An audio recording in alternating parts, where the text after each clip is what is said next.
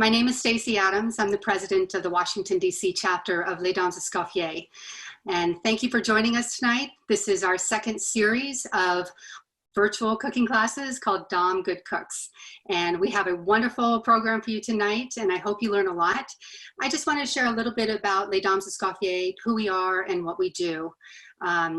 Our organization was first started in 1976 in New York City, and Les Dames Escoffier is a philanthropic organization, and we are professional women in all ranges of hospitality, food, fine beverage, hotels, great cookbook authors, food writers, public relations, you name it.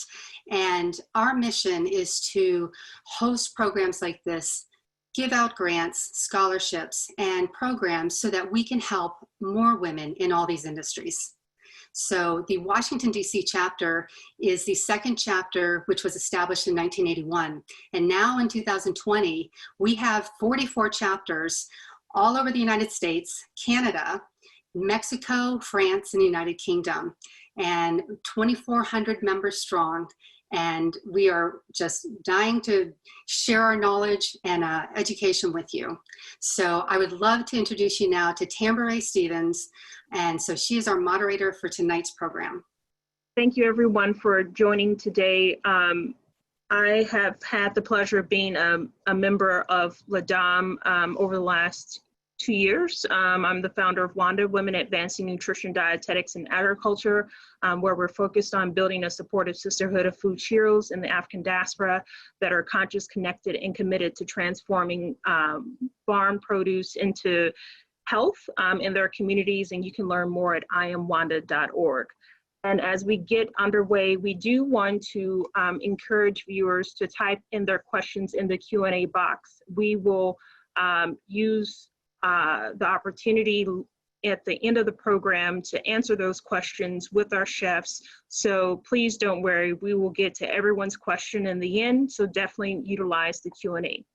Our first chef up is Susan Barocas. She is a writer and a teacher who has a passion for health, no-waste cooking, Mediterranean, Middle Eastern, and Jewish cuisines, especially the Sephardic food history and culture. She's the founding director of the Innovative Jewish Food Experience, where she serves as the guest chef for 3 of President Obama's White House theaters. She has made many food-related broadcast appearances and writes for publications such as the Washington Post and Lilith magazine. And our following chef after Susan will be Paula Shoyer, who is known as the Kosher Baker, and she's the author of 4 cookbooks: The Kosher Baker, The Holiday Kosher Baker, The Healthy Jewish Kitchen, and The New Passover Menu. Paula has a degree in French pastry from Ritz Escoffier in Paris and does freelance writing, cookbook editing, consulting for food companies, and cooking classes and talks around the world. Paula completed the Food Network Sweet Genius and has appeared on TV over 43 times, including Israel. So welcome, fellow Doms. Thank you for being able to share your skills with the community today. We are going to get started with Paula, who will show us ways in making dessert, which is a tart dough that is that you assemble the tart to bake. So thank you, Paula. Thank you so much, Tambra. Hi, everybody, and welcome to my kitchen in Chevy Chase, Maryland. I'm going to show you how to make a fruit galette, which is a classic French dessert. I always call it tarts for dummies because you don't have to make any fancy designs. We're just going to roll out the dough flat, fill it with fruit, and pleat the sides of it together. So it's super, super easy. And I make it healthier by making it not just with all-purpose flour, but by mixing all-purpose flour with cocoa. I'm gonna go ahead and tilt this down so that you guys can see exactly what I'm doing. So bear with me 1 second. There we go.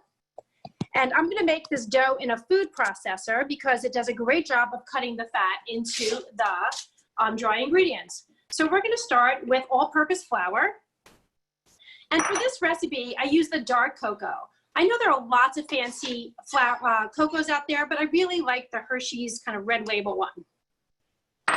We're going to add just a little bit of sugar, just about 3 tablespoons of sugar, and a drop of salt.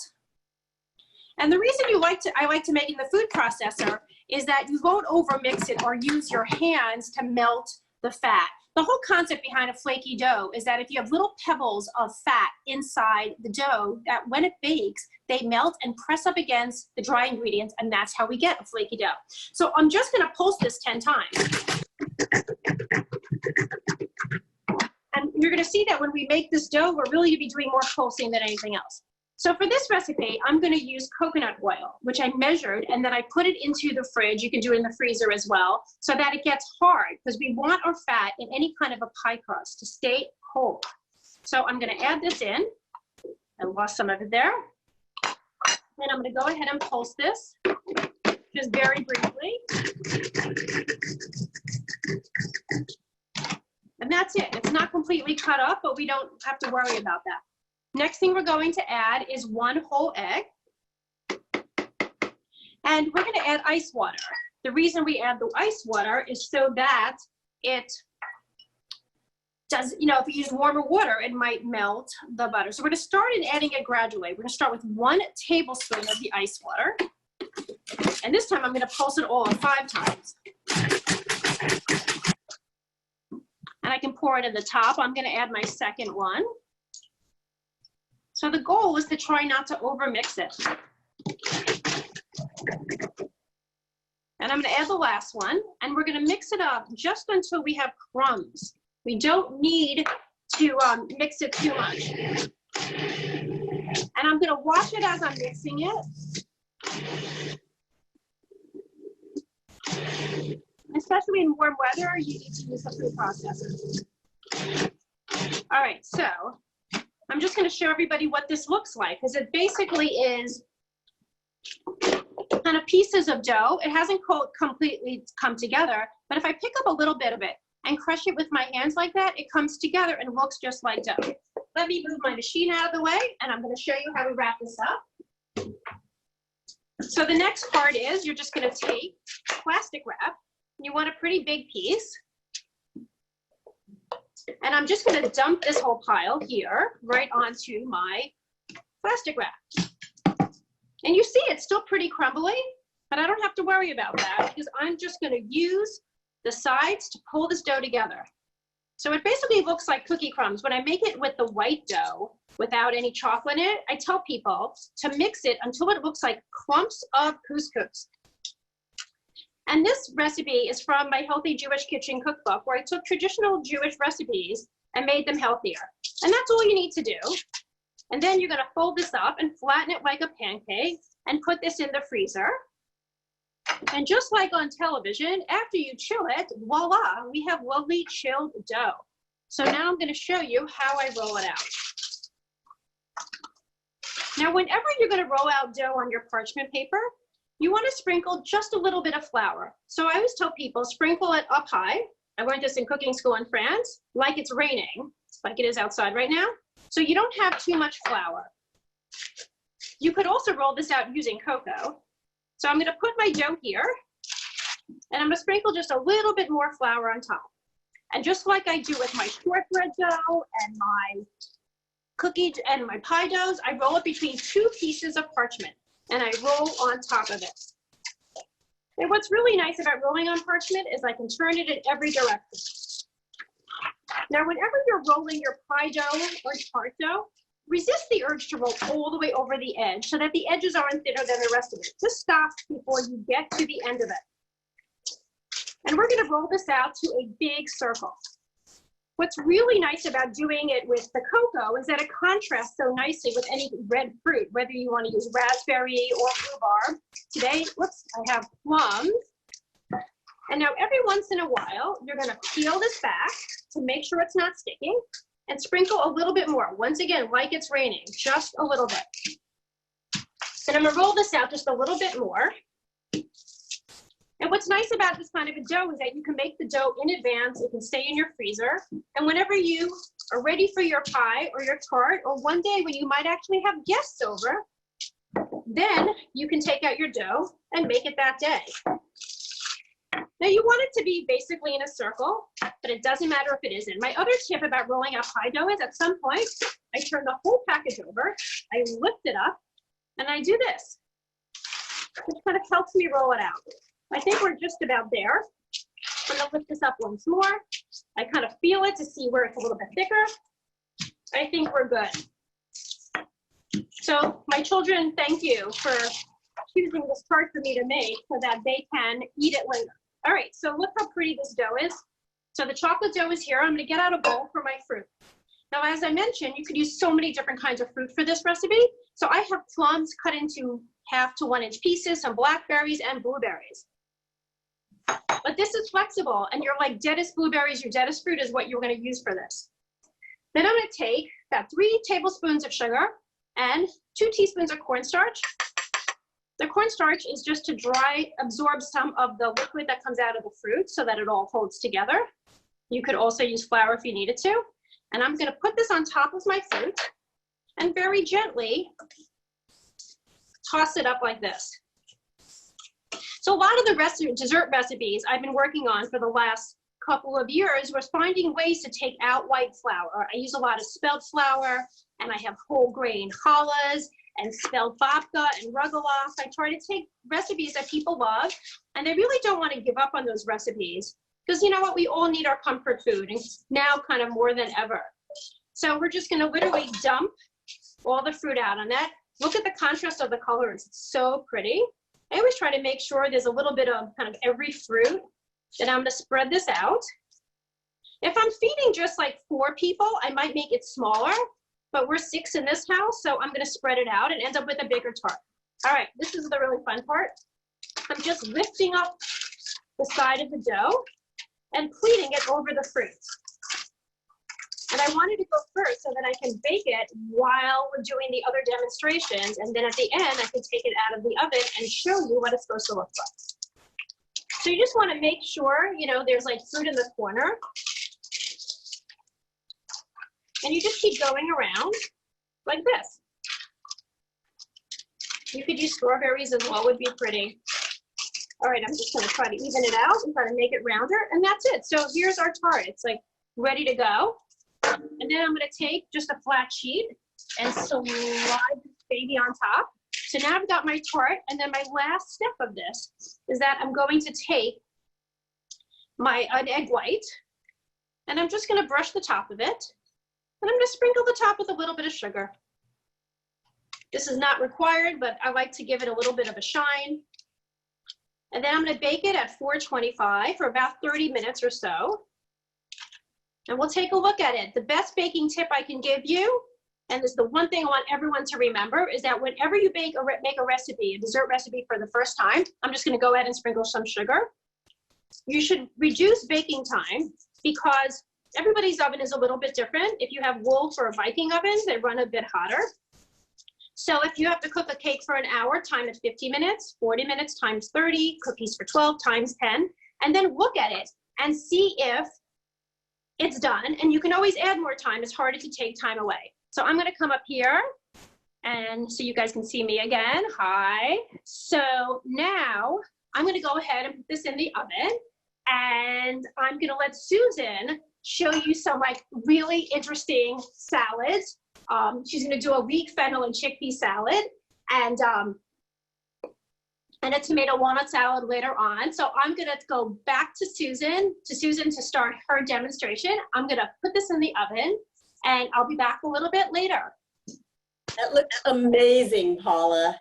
And I wish that it weren't COVID because I want some of it. I know, you could come by later and pick some up, but I can't wait to see what you're gonna do. Well, this is fun. The leek, fennel, and chickpea salad is what we're going to do first. And, you know, I want to show you a couple of quick tricks and also talk to you about food waste and saving things. When you have a leek or a celery or fennel, cut off the bottom. You can do this with green onions. Lots of people have been growing them in jars on their windowsill. and set it into, this is the fennel that's all been cut up, that's doing it. This is the leek. This is another great big giant leek.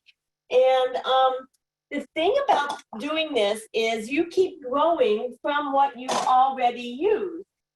So I have 4 leeks sitting on my deck that just got rained on quite a lot, and a couple of fennels, and they've been growing this way.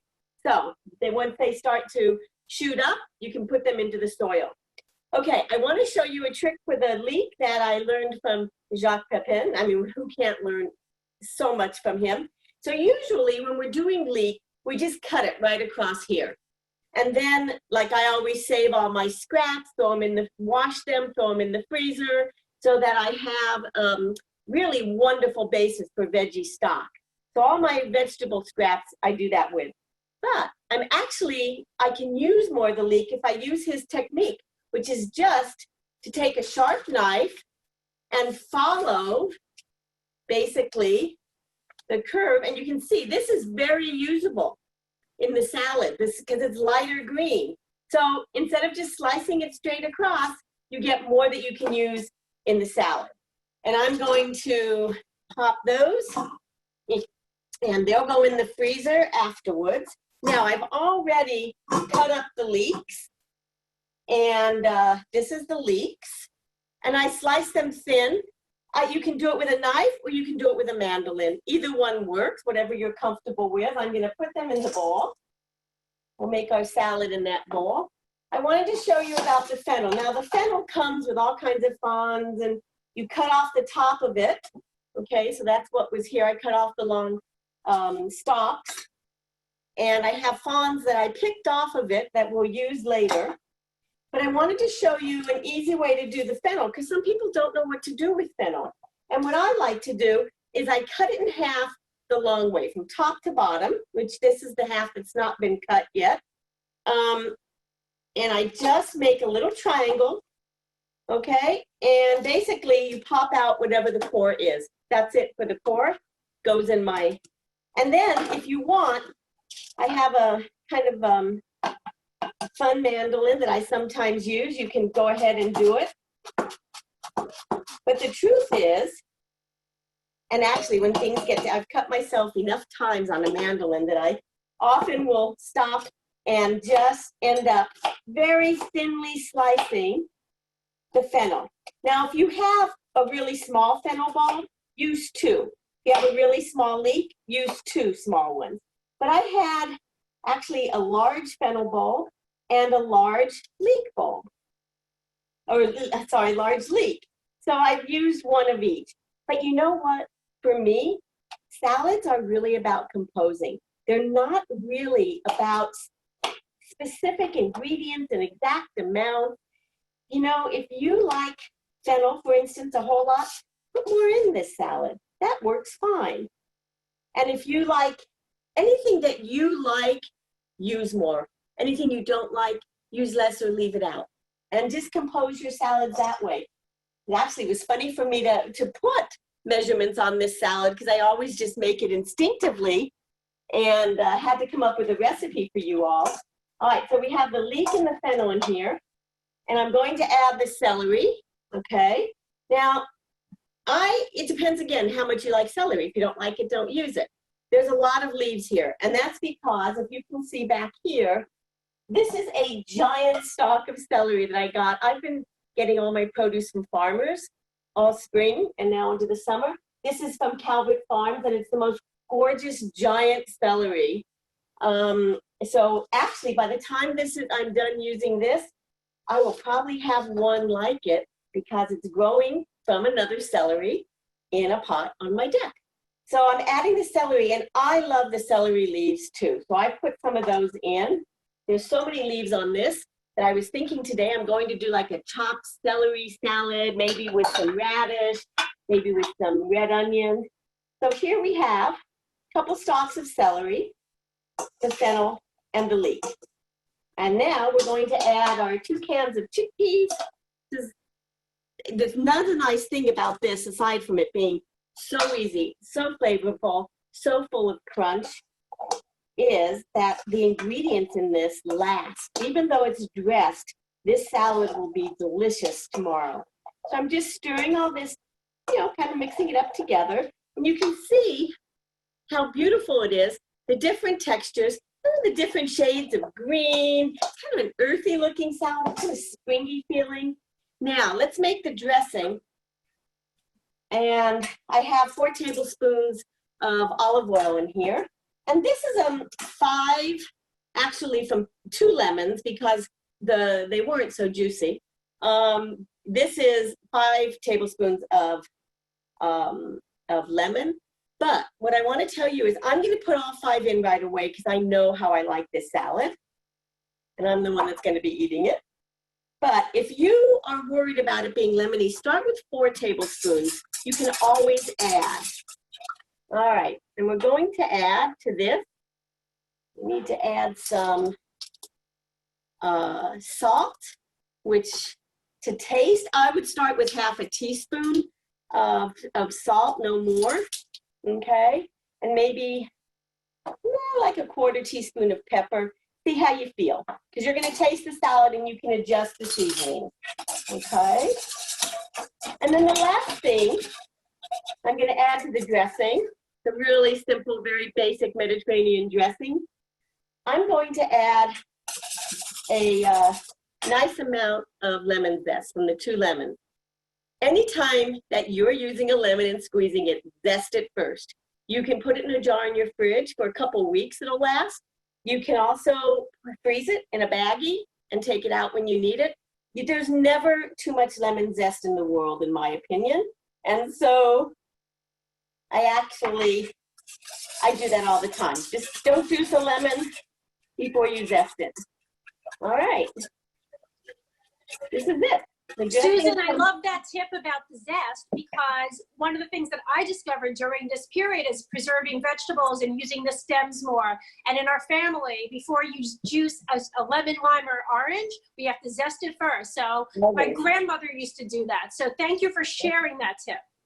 Always. And it's amazing that it keeps for a while in the refrigerator, in little jars or little baggies, or in the freezer. Okay, we're just putting this on. And I'm going to mix it up. This is not a dressing that's heavy on, a salad that's heavy on dressing. If you like a lot of dressing, you're going to want to add a tablespoon of oil and a tablespoon or 2 more of lemon. I like lightly dressed salad, so that's what this recipe is. All right, and now before I plate, you have to taste, right? So let's see how it is.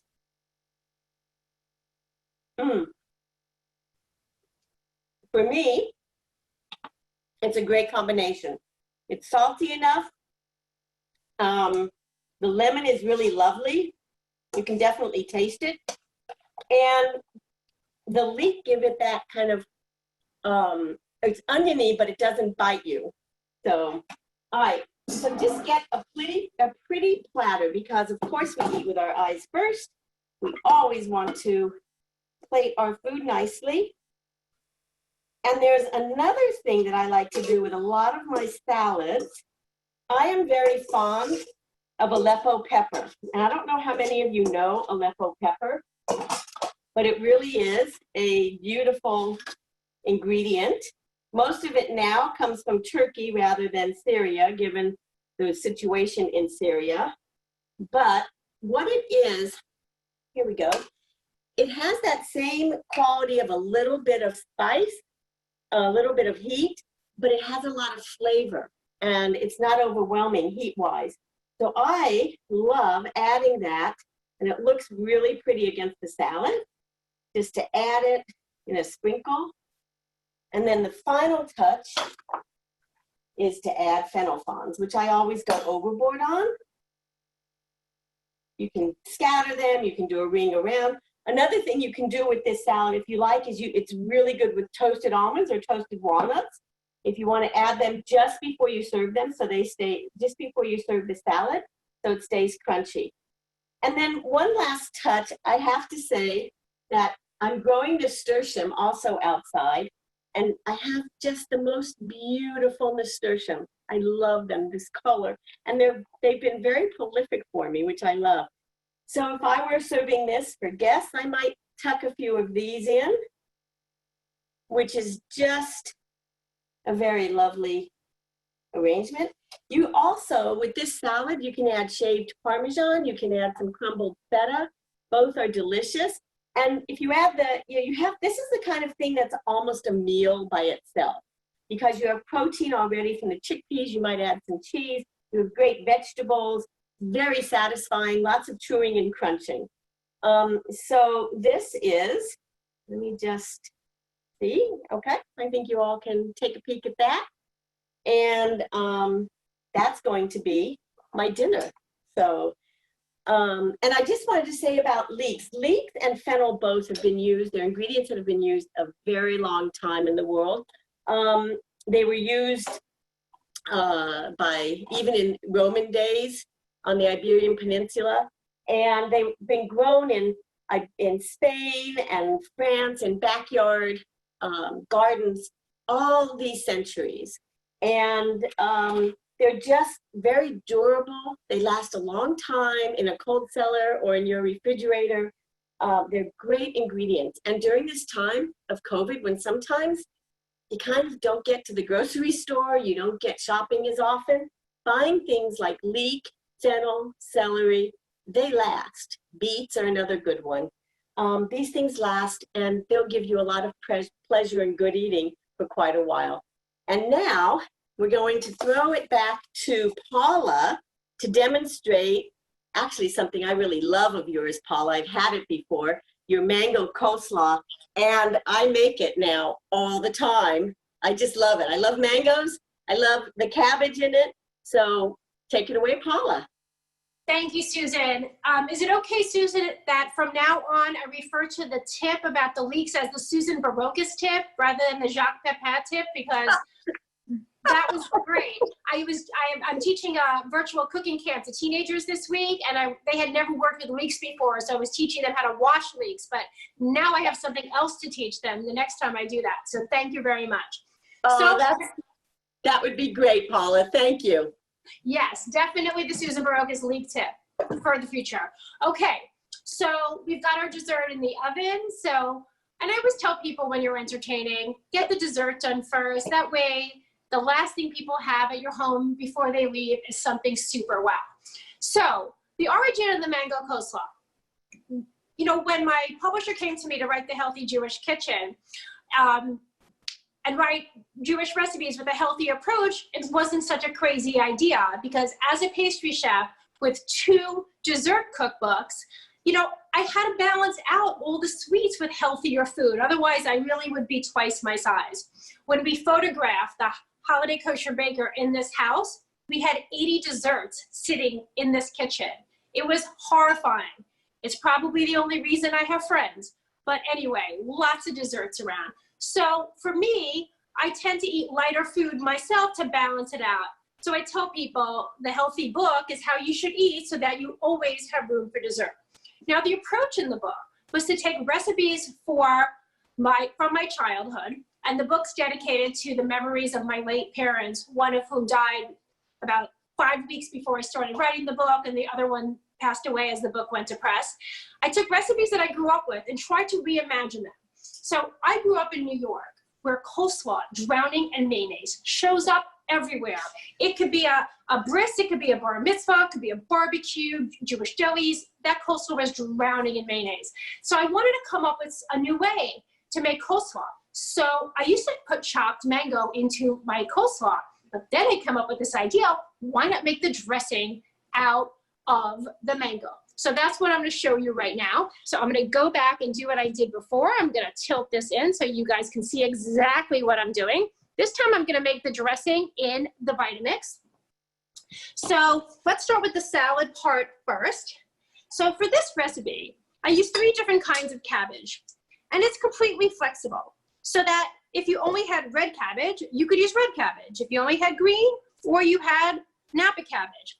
I love Napa cabbage. It's what I used to make my grandmother's stuffed cabbage recipe, because the leaves are easier to roll up than the the green cabbage leaves. And for the book, I took the white rice out of the cabbage, put in brown rice, took out the beef, and put in ground turkey. So I took something like classic heavy Jewish Ashkenazi food and lightened it up. I always look to Susan Barocas for inspiration because she comes from a Sephardic background, which is just so much heavier in vegetables and lighter food. So thank you, Paula. Yeah. So just to show you guys how I cut it. Now, when I teach chopping, I always tell people, like, make sure things are really, really stable.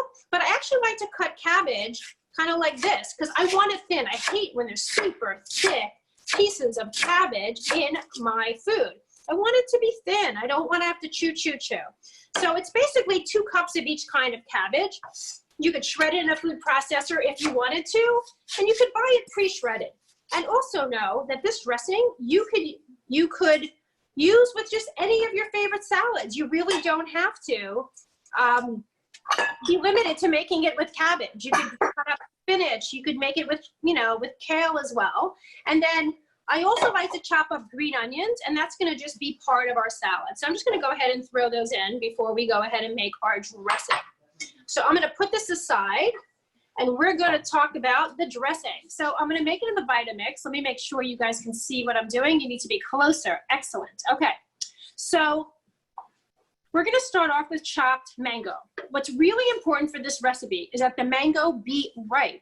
If the mango isn't ripe, what happens is the lime flavor takes over the entire recipe. So make sure that you buy your mango enough in advance so that it's ripe and really flavorful. So I'm going to add some lime juice. Paula, can I just ask you a question? This is Susan, and I'm just curious, do you have a sense of how long in advance that would be to buy mangoes?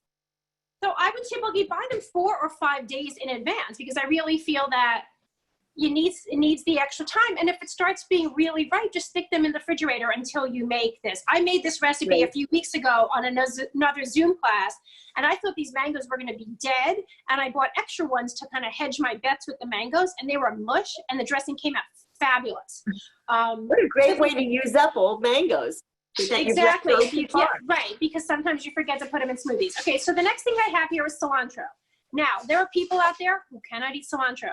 So what I tell them to do is do half Italian parsley and half basil.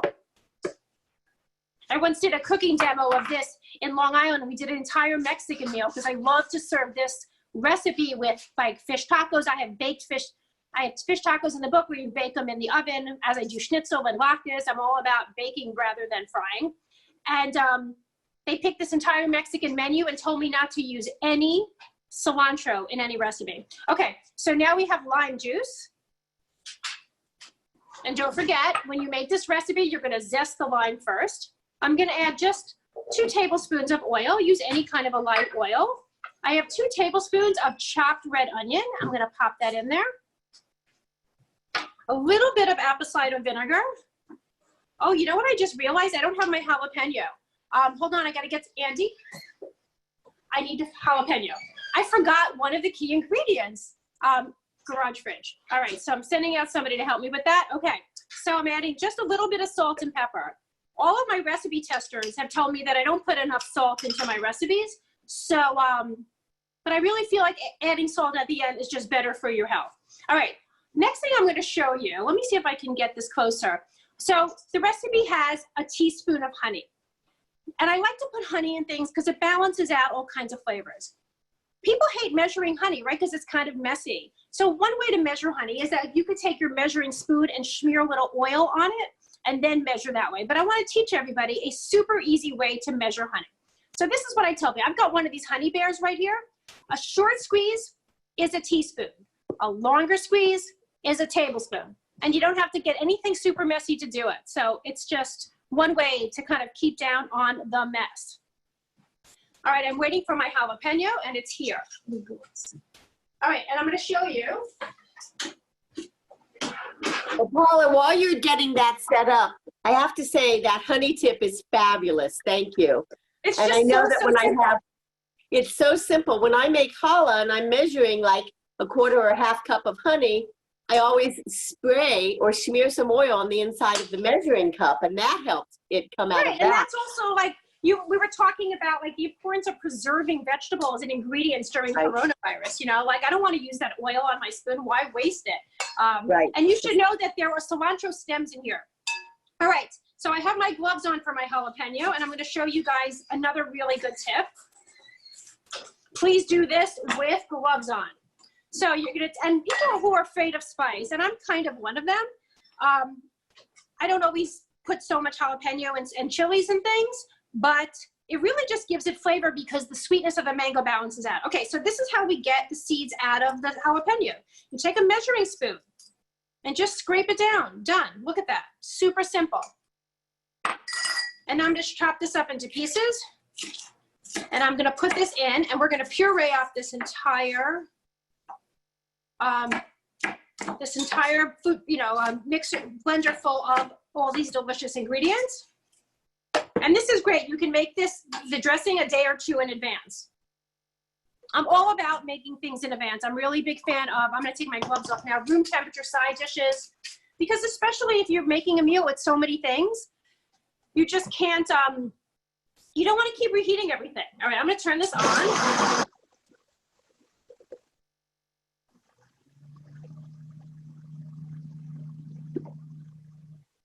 All right, I'm going to scrape this down. You can do this in a food processor also. And it ends up being this like really pretty yellow color with green specks.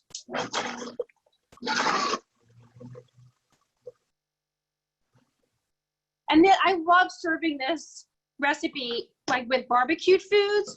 I've often served it with gefilte fish for holidays. It's a really great accompaniment for that. And then the next thing we're going to do is we're going to mix up our salad with our cabbage. And often I'll do this with gloves on myself. I really like to use my hands a lot when I'm cooking. I just find they're just like the best kitchen utensils. So whenever I tell people like to dress a salad, I always tell them like, you're never going to dump it all on at one time. I'm going to get 2 spoons. I'm going to put in about half of this. And I'm going to mix this up because I might decide at some point it has enough.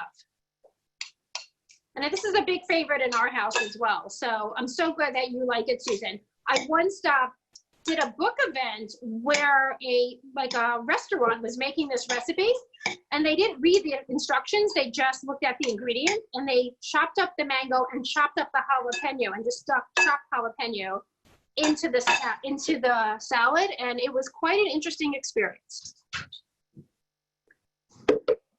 And you see how I add a little bit at a time. I do the same thing with Caesar salad. Now I know with your leek and fennel salad, you've done it a ton of times, so you know exactly how much you like. And it looked really delicious, Susan. Thank you, but you know, it's also not a large amount of dressing for the amount of vegetables. I know, see, so Susan has the same idea as I have. Like, I'm not gonna drown it, you know? Growing up, everything was always drowning in dressings. Like, why? It just doesn't need to be, because I can serve this mango dressing with just romaine lettuce, arugula, even mix it up with really kind of anything. Even if I chopped up cucumbers, that would be delicious in that. So I like the flexibility of it.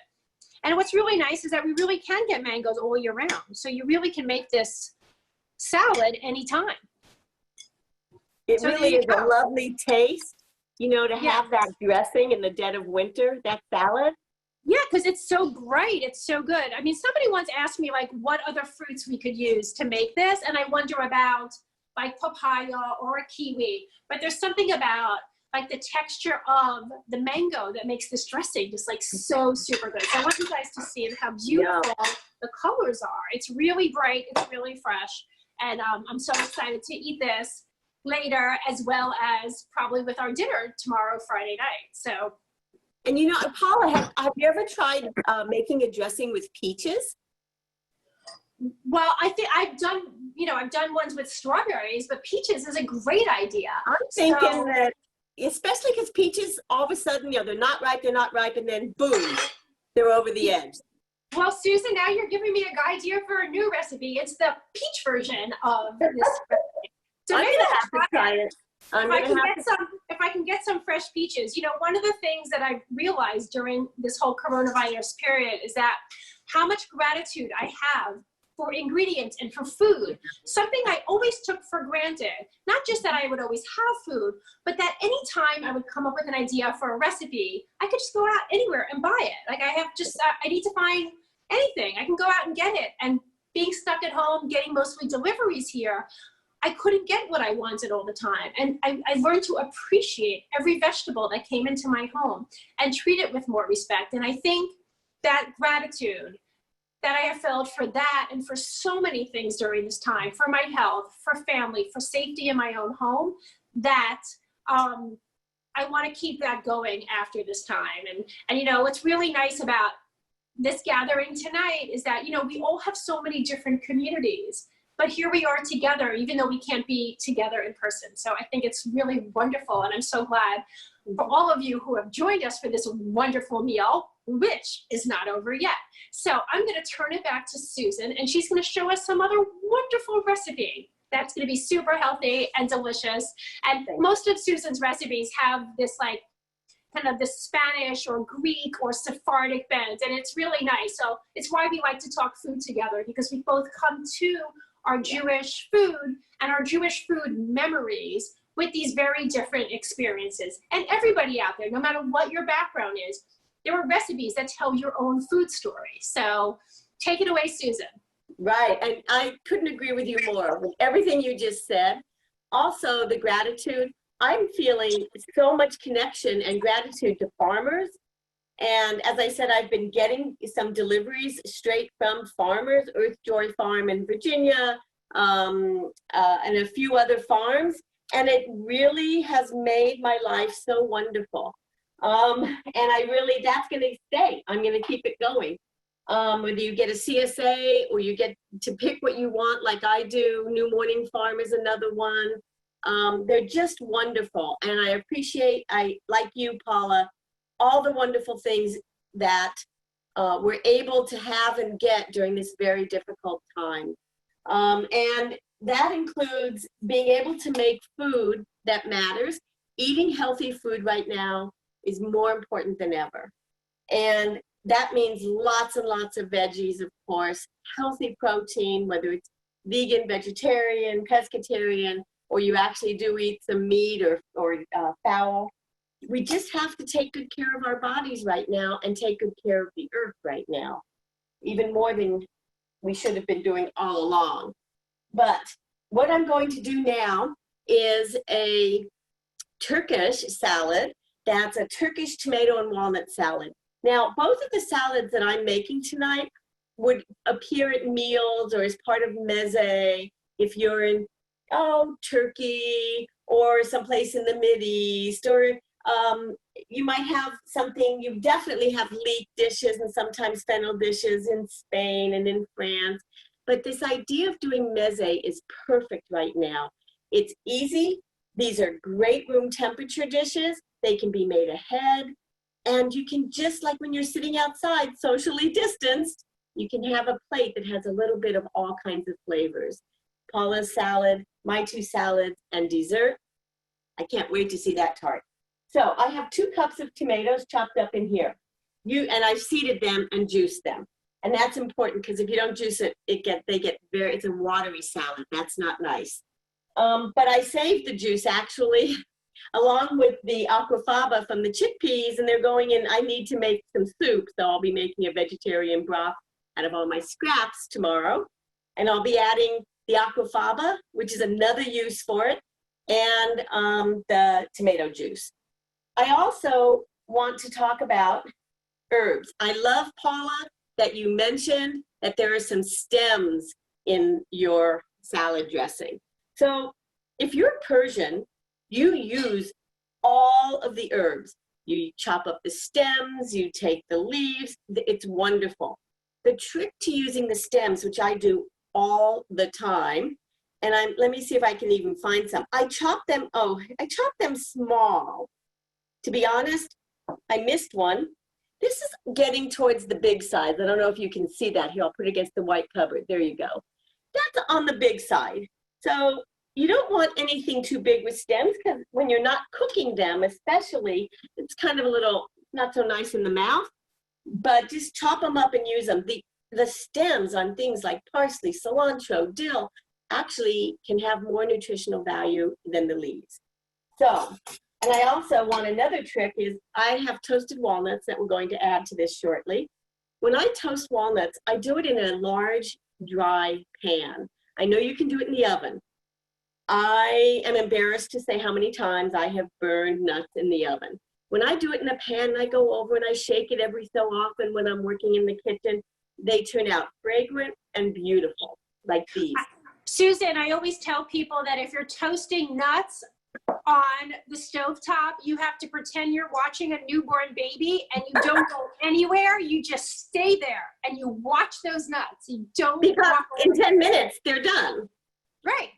So, but the fragrance that, I mean, the toasted is just, it changes nuts completely when you toast them. And what I did today, I'm only using half a cup in the salad, or you can use more if you like, but I toasted a bunch extra because I will use them. I might even, drop a few onto the leek fennel salad. Now, the dressing is an interesting dressing because there's no vinegar, there's no lemon. It's a couple tablespoons of olive oil in here and a couple tablespoons of pomegranate syrup. I don't know how many of you use pomegranate syrup. It's an amazing ingredient. Drizzle it over roasted vegetables. Smear it onto fish. You can also make lots of salad dressings out of it. You can take some of this, some olive oil, some lime, some garlic. You have a great dressing. Today, what we're doing is we're having an equal amount, 2 tablespoons, and I don't usually even measure, so. I love pomegranate syrup. I tend to overdo it and put extra in, which I think I just did. Okay, I'm just gonna whisk that together. And we're gonna add some salt and pepper and another very special ingredient. And again, this is a small salad, but the tomatoes seem to soak up the salt. So I do tend to use half a teaspoon, and I'm going to use a couple pinches of pepper, or 1 big pinch is what I did. I want to show you the consistency already of the dressing. It's like kind of syrupy because of the pomegranate molasses. And the way you get pomegranate molasses is basically you take pomegranate juice, add some sugar, and boil and boil and boil it down. And that's it. So if you ever want to make it, if you can't get it, which I once had to do for a demo for 200 people, that's how you do it. Susan, yeah. Could you use date syrup if you didn't have pomegranate syrup? Yeah, so I did make a note on the recipe, I think. So if you can't get pomegranate syrup, you can use date syrup. You can use a balsamic vinegar reduction. They'll taste different, but they'll still be good. And that's one of the wonderful things about making things like salad is you can really play with them. So yeah, Ceylon date syrup is always a nice choice too. Now I'm going to add my other secret ingredient, and it says 1 to 2 teaspoons of sumac. So sumac is this beautiful, I've got to show you the color. It's just beautiful. And it's a berry from the sumac bush that grows prolifically in southern Lebanon and northern Israel. And you can eat the berries. A lot of the rest of the bush is poisonous, so you got to know what you're doing. So they pick the berries, dry them, and grind them up into this it's got a tart and earthy smell together, and that's the taste. Now, in the ancient world, sumac was used when lemons couldn't be used, or with lemons. It was used in a lot of dishes. I'm going to do my usual pour it in, but for you, I'm measuring. So it says 1 to 2. I know I want 2 teaspoons because I make this salad a lot, and I love my sumac. You can sprinkle sumac on vegetables. It is amazing on fish and chicken. It's wonderful when you make any kind of salad or salad dressing, sprinkle some sumac in. And all of these things like pomegranate syrup and sumac and Aleppo pepper can actually be ordered either online, or there's a few wonderful groceries if you're in the DMV area of DC. There's Yukta, which is a great Persian supermarket that has everything. And there's also Shamali's in Foxhall Square by AU that has these ingredients. Yekta's up in Rockville, on Rockville Pike. But it's very interesting. Most specialty stores now have these ingredients, and grocers, even Whole Foods will often have these ingredients. All right, so I am going to add the parsley, okay, and the nuts, the lovely roasted nuts. If I were making this salad and not serving it quickly, I would probably wait to put the nuts on until I serve it, right before I serve it. Now, leftovers are still great, just the nuts aren't quite as crispy. So don't worry if you do that. You have leftovers, you're gonna love it still the next day. All right, and then I'm with you, Paula. I often stick my hands into things because yes, hands are the best tool there is. Okay, this is it. This is actually the salad. Pretty simple. Let me taste. Okay. Now, if you don't have sumac and you're using date syrup, one thing you can do, or you can use honey if you want to, a little bit though, and some lemon juice. Just, you want that tartness with the salad. So that's another way that you can do it. And I'm putting my Turkish salad in my Moroccan bowl. Very international here. And all these countries that do share a good amount of similarity in their cuisine. All right. So here's a beautiful Turkish salad and with tomatoes. If you don't have large tomatoes, use plum tomatoes. You can use cherry tomatoes cut in half. If you use any of the small, like cherry or grape tomatoes, I would still cut them in half, because part of this salad is how the tomato soaks up the dressing and how it coats it. So here's our two dishes. And I'm gonna throw it back to Paula, and I'm very much hoping that tart is ready. I can't wait to see it. How are you doing, Paula? Oh, I'm doing great. I'm going to show you guys the tart in a second. I have to say, it kind of looks downright sexy, the chocolate, the red. Anyway, I'm going to tilt this down so you guys can see this for a second, and then I'll come back up. But I want you guys to see. Now, just keep in mind that because it's chocolate, like, it's hard to tell when it's done because you're not going to see the browning. So I just kind of tap it inside, and I know it's kind of solid. I was going to try to cut it, but I think it's just too gooey. A way to tell if a pie or a tart is done, you want it to kind of be bubbly. I always feel like if the goo is coming out of it, you've done something right, because this has basically become kind of like jam. Imagine this with like raspberries and apricots. The color really pops as well. And then when you taste this, it's not going to be overly sweet. It's going to I'm going to hold it up even closer to the camera for you guys to see, because the dark chocolate is definitely a good fitter. I try really hard when I create desserts. Can you guys see that? I try really hard to make sure that you taste the ingredients in a recipe and it doesn't have so much sugar that it clouds out whatever flavors that are there. So I'm pretty excited about this. I'm also pretty excited because now I have an extra dough in my freezer that I can make another day. Hold on, I don't want to block the camera. Wait, there I am. So yeah, so I'm very excited to have this tart here. And hold on, I'm trying to, technical, whatever, here we go. So anyway, I'm very excited to have the extra dough because now I can make another one and maybe do it with a different flavor. So we'll have to see what other fruit I come up with here. And maybe I can get my hands on some apricots or peaches from the farmer's market. We have some white peaches. We've been getting a CSA delivery. Sometimes I get to pick things, sometimes things show up, but it's been, really wonderful to get, any ingredients that come in. And just like Susan, I've been working hard to use them all the time. I created something, what I call quarantine soup, where it's basically like Susan's idea of foraging. Like you go into your fridge, you see what's there, and then you turn that into a meal or you turn that into soup. So there's like a whole science behind all the different steps to making soup that you can vary so many different ways. So I'm all about flexibility and about starting with a recipe, getting that right, and then going from there. one other thing I want to tell you about with this tart is that if you were, you're serving more people or have a bigger family, one of the things I've said for years is that an 8 or 9 inch pie is just not going to feed enough people. My family have got 4 children who are now between the ages of 20 and 25. So even when they were younger, like if I put a pie out on the counter, like their idea of a slice is a little bit different than the rest of our ideas. So another thing you can do, you could double the recipe and then your pie would be like the entire pan. And you could also even, cut up 2 1/2 the recipe and then cut out shapes of the dough and pop that on top of the fruit.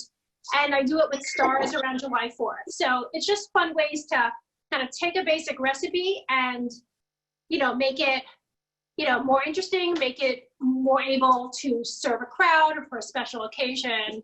And so yes, as precise as baking is, I really believe in just trying to find ways to, make it your own, right? I mean, I'm sure Susan, like when you make those salads, you'll sometimes throw pomegranate seeds in or something else in if you have that around.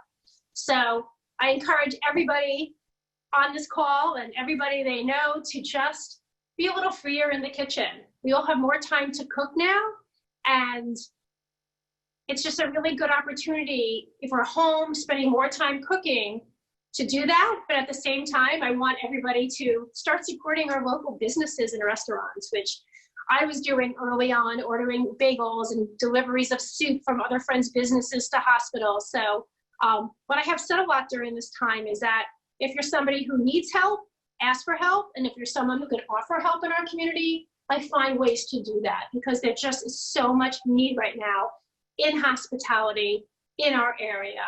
And I always feel like we cook to nourish ourselves and others. We cook special things to comfort each other. So food already has this kind of magic ability to help uplift people's spirits. One of the things that we've done in our house every Sunday since the beginning of lockdown is we do a themed brunch from all different parts of the world. We've done high tea, we have done Vietnamese, we've done last Sunday, we did Cuban food, we've done Swiss food. So we can't travel, but we find a way to kind of experience different cuisines in our home, and it's helped uplift everyone. It's been great to follow all that food, Paula. Yeah, many different kinds. Right, that's been on Instagram stories, and just to see my adult children challenge themselves. When we were making Cubano sandwiches, which is not even something kosher, and we found vegan cheese, kosher bacon, and I made pulled beef in the Instant Pot, and we were able to make Cuban food, which was really fun. And so my adult kids say, okay, we're gonna make the bread. They're not just gonna assemble sandwiches. So I'm on Instagram as @kosher baker, and you can follow as well. And just like I try to inspire others to cook, I keep finding new things to cook during this time. The Washington Post has offered amazing recipes during coronavirus, and we've made so many of them. So I encourage everybody to just keep taking on new cooking projects and improve their skills in new ways. And using everything we have. The other piece is really using everything we have. Really go for no waste cooking. People are always laughing. And don't get more food until you use up what you have. And really think about it. And I always tell people, instead of planning around a recipe, plan around what you already have first, and then fill in from there. I have a cauliflower that's not looking so good. So I'm cooking it tomorrow. Not sure what it's going to be yet. Sometimes I cut cauliflower into steaks. I barbecue them. And then I have a dressing that goes on top. We'll see. If they're really in bad shape, I'll rice it and turn it into something else. So before get yourself so attached to, I'm making this recipe, I need all these ingredients, find a way to use what you already have, and build a meal from there. I think that's kind of a one thing that I definitely learned. I've always done that, but I do it even more during this time of being stuck at home. Right. Everyone's been asking about my fridge foraging. Because I post a lot of fridge foraging, meals, dishes, and it's really, I let the food talk to me. I mean, my whole idea is go to the refrigerator, go to your pantry, go to your freezer, and let the food that you have tell you what it wants to be. I mean, I heard Jose Andres doing this on one of his videos with his daughters about the chicken talking to him. And I thought, you're not crazy. I think the same thing, you know? I love it. I'm totally going to remember and think about it that way. I think it's time for us to open up the conversation to some questions. Do we have some questions in the chat for either Susan or myself or both of us? So first, thank you ladies for just an awesome interactive experience. I can't wait to try some of the recipes from the sauce to the salads, and definitely looking forward to the tart. And yes, we have been able to have a few questions. One of the questions that we start out with is looking at gluten-free. How can we either do a one-to-one? Is it possible in swapping out the all-purpose flour when it comes to the tart especially? So I do a ton of gluten-free recipe development because on Passover, we don't use flour at all. So like in my Holiday Kosher Baker book, I have, I think, 37 gluten-free recipes. And I don't really set out to be like gluten-free. I just want to use healthier and more flavorful ingredients. So for this particular tart, you could try using a gluten-free flour mix. My favorite is Blends by Orly. She's a young woman in New Jersey who now has a bakery in New York, but you could order her flour mixes on Amazon, and I've used them for a lot of my cake recipes, not as much for tarts. I had an article in the Washington Post a couple of years ago called Pies for Passover, and I had gluten-free pie crusts in that recipe. So whoever is looking for gluten-free, message me somehow and I will send you some gluten-free pie crusts. Awesome. I'm sure they look forward to that. We definitely got a number of compliments from Janice. Shared such a lovely salad. Definitely enjoyed the extra add-ins that she suggested, such as adding the feta. And also the next question from Michelle is pomegranate syrup, the same as pomegranate molasses? No, pomegranate, it's kind of confusing. The molasses tends to be cooked down more, and it has, where's mine? Hang on. So if you look at the ingredients, sometimes it's the same thing. It's weird because it's not always so clear.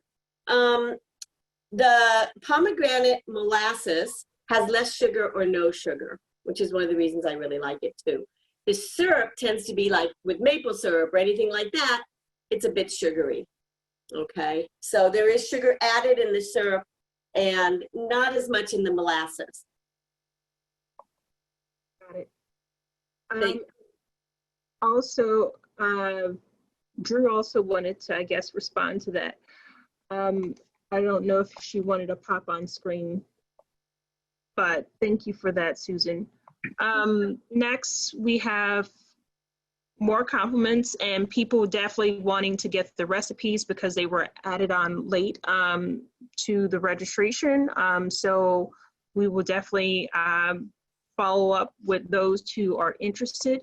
But that was really all the questions that we have, unless we have any last minute coming in. So I think you all did such a great of a job with such a thorough presentation that we have helped and be the food whisperer for tonight of addressing all issues that people had. So you all definitely did a fabulous job. So thank you all again.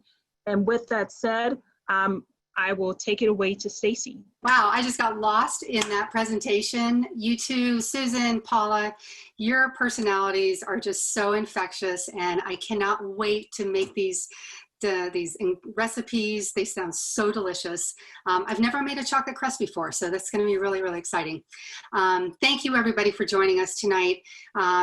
You know, since COVID-19, we can't do these in person any longer. We have to do these over the Zoom webinars. And, you know, this is the third of a number of these that we've done. We're going to continue to do these.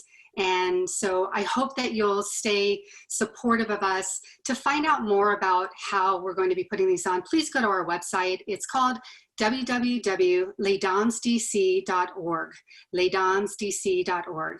If you scroll down to the bottom of the page, there'll be a section where you can put your name and your email address in, and you'll be notified of all these wonderful classes and events that we're going to be doing online. Also, at the bottom of the page that you scroll down, there's a donation button. If you could perhaps, donate $5, $10, or even if you could donate $100. Normally, when we do these classes in person, a portion of your ticket price is going to go to our scholarship fund and our grant fund. We're unable to do that now, so this is what we have to offer. Thank you so much for attending tonight. We hope to see you in the future. Thank you.